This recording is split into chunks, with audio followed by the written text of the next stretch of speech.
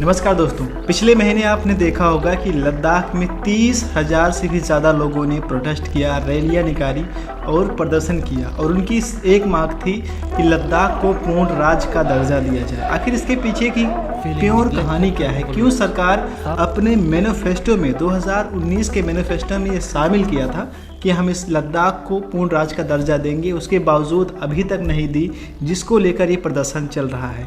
और famous scientist जिसके नाम पे एक मूवी भी बनी है 3 इडियट, आपने देखा होगा, सोनम वांगचुक, आज 15 से 16 दिन हो गए हैं वो भूखे प्यासे क्लाइमेट फास्ट पे बैठे हैं। इसके पीछे की सबसे बड़ी वजह क्या है, इस पे हम पूरे विस्तार में बात करेंगे। और ये इतना क्यों आवश्यक है हमारे लिए, आने वाली जनरेशन के लिए जानना कि अगर हमने इनको अभी नहीं रोका तो आने वाले समय में क्लाइमेट चेंज की वजह से हमारे खेतों में, हमारी ज़िंदगी में, हमारे खान पान पे कितना ज़्यादा गहरा असर पड़ने वाला है, ये शायद हम कल्पना भी नहीं कर सकते। क्या उनका प्रोटेस्ट करना सही है या गलत, आज हम इस पे पूरे डिटेल्स में चर्चा करेंगे। आपने कुछ क्लिप्स देखी होंगी, अगर आपने नहीं देखी तो आप इसको देखो, तब आपको समझ में आ जाएगा कि इतना ज़्यादा क्यों प्रदर्शन हो रहा है। Greetings from the heights of Himalayas in Ladakh.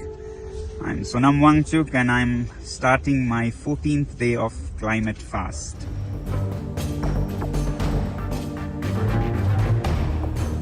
Addressing demand solely based on population statistics without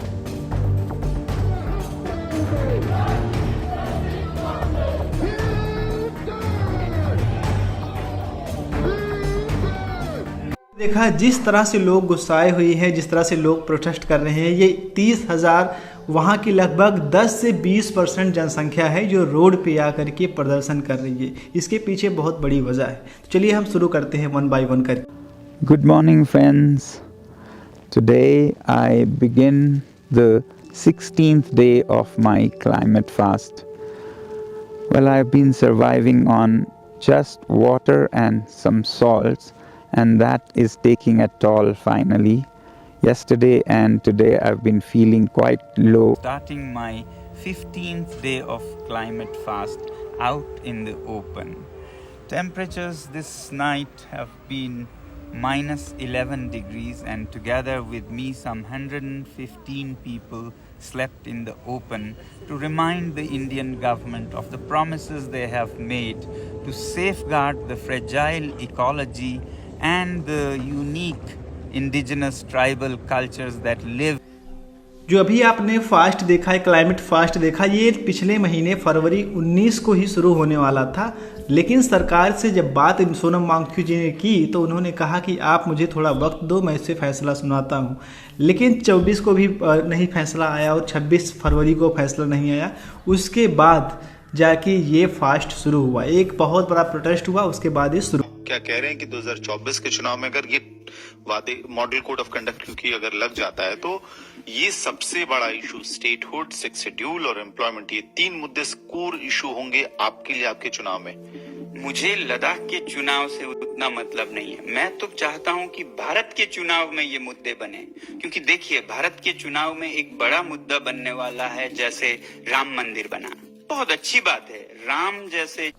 आखिर ये प्रोटेस्ट हो क्यों रहा है? देखो, अगर आपने ध्यान दिया होगा तो 2019 के आसपास में जो 370 आर्टिकल जम्मू और कश्मीर से हटाया गया था, उसके बाद लद्दाख भी शामिल था। जम्मू और कश्मीर को सरकार ने एक मान्यता दे दी थी राज्य की, जहां से अगर सरकार, केंद्र सरकार चाहे तो डायरेक्टली कोई खनन नहीं कर सकती थी। लेकिन लद्दाख दूसरी सीमा में है, वो केंद्र शासित प्रदेश में आता है, जहां पे सरकार जब चाहे जितना चाहे खनन करवा सकती है और कर सकती है।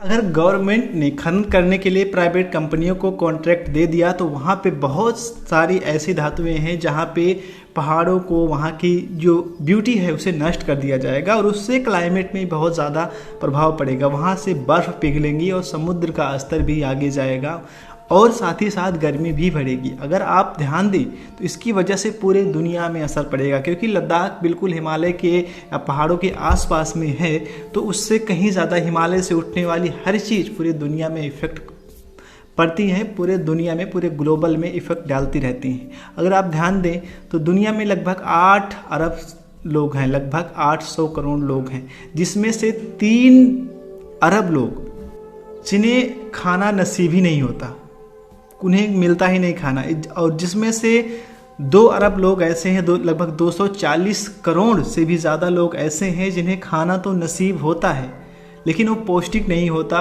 वो किसी तरह से शरीर के लिए हेल्दी नहीं होता है। और जिसमें से लगभग 80 से 90 करोड़ लोग ऐसे हैं पूरे वर्ल्ड में जिन्हें कन्फर्म है कि उन्हें खाना नसीब ही नहीं होगा। वो किसी तरह से कहीं मिट्टी खाते हैं, कहीं जंगलों का फल फूल खाते हैं, कहीं कुछ खाते हैं। आपने अफ्रीका वगैरह में देखा होगा, लोग ऐसे रहते हैं। तो ऐसे में अगर क्लाइमेट चेंज हो गया तो ये संख्या धीरे धीरे बढ़ती जाएगी। जब ज़्यादा गर्मी पड़ेगी तो जो हमारे फसलों में है, जो गेहूं है, धान है, उसमें जो गिरावट आ जाएगी, लगभग अभी भी हर साल लगभग 10 से 15% की गिरावट आती जा रही है। बस केमिकल का ज़्यादा यूज़ होने की वजह से हमें प्रोडक्शन ज़्यादा मिल रहा है, लेकिन इसका मतलब ये नहीं गिरावट नहीं आ रही है, और धीरे धीरे इसका बढ़ता जाएगा। इसीलिए ये प्रोटेस्ट जारी है। 2 मुद्दे हैं। एक तो सरकार को जो है ये बताना है कि जब वहाँ पे राज्य बन जाएगा, वहाँ के अपने मंत्री हो जाएंगे, अपने जो है राज्यसभा में आएंगे। अभी एक ही हैं, जब 2 हो जाएंगे, 3 हो जाएंगे, तो सरकार को डायरेक्टली वहाँ पे खनन करने से रोका जा सकता है, या फिर वहाँ पे एक अपना रूल बनाया जा सकता है। इसी वजह से ये प्रोटेस्ट हो रहा है। और दूसरी जो मुद्दा है वो क्लाइमेट चेंज है। सोनम वांगचुक एक बहुत ही फेमस साइंटिस्ट हैं, उन्हें बड़ी बारीकी से पता है कि अगर खनन हुआ और खनन होना शुरू हो गया तो इससे पूरे विश्व में क्या असर पड़ने वाला है।